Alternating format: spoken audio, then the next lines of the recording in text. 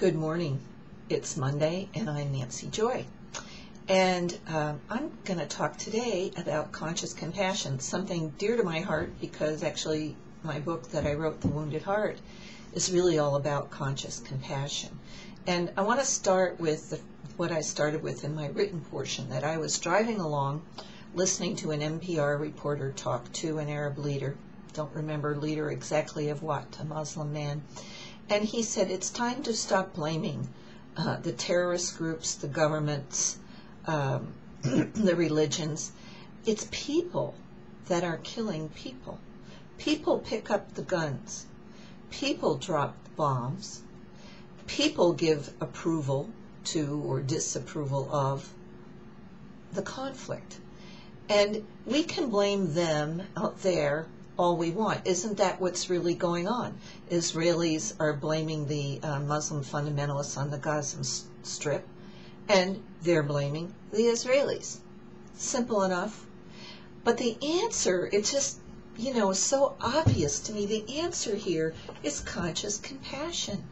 With each human heart that's ready to own their own inner conflicts and outer conflicts. You know the old saying, if you loved your neighbor, there'd be peace in the world. It's deeper. You have to love yourself. You have to go into all those conflicts inside of yourself as well as out and bring them all into conscious compassion.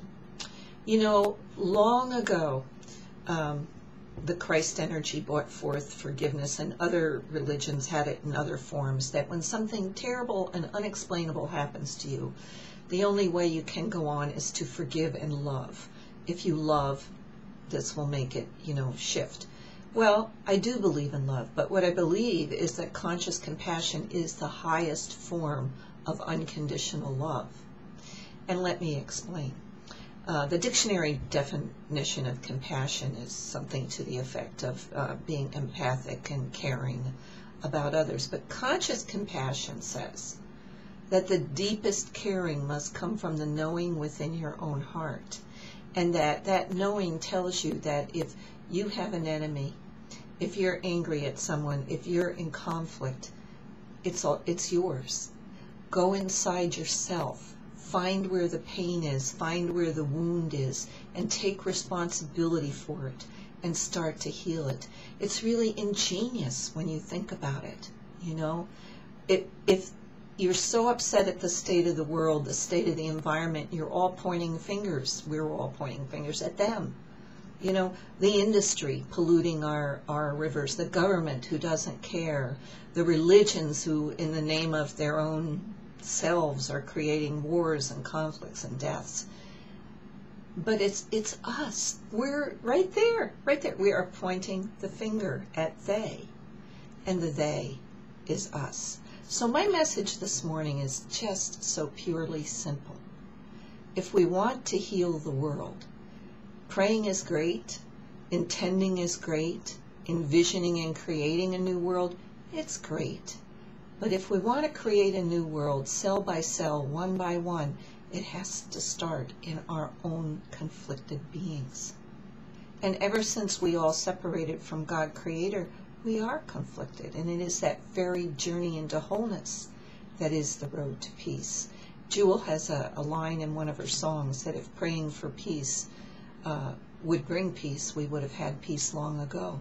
Because everyone prays for peace. But what they don't do is take responsibility for their own conflicts. So this Monday morning, step on the road to conscious compassion and start taking a look at a personal conflict in your life. You can start with an outer one, but then go to the inner one. Where do you have shame inside yourself? Where are you in conflict with what you really want? Because that's why you don't have it. The healing does start with our own hearts. So thanks for listening this Monday morning. The next Emotional Clearing Workshop is Spring Equinox, the weekend of March 22nd. So I hope some of you will decide to come and go to my website, check it out.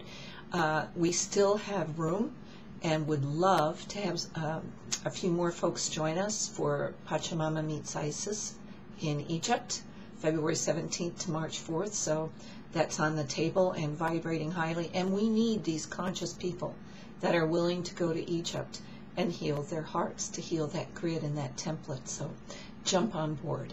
Have a great week, and I'll see you again next Sunday. Bye.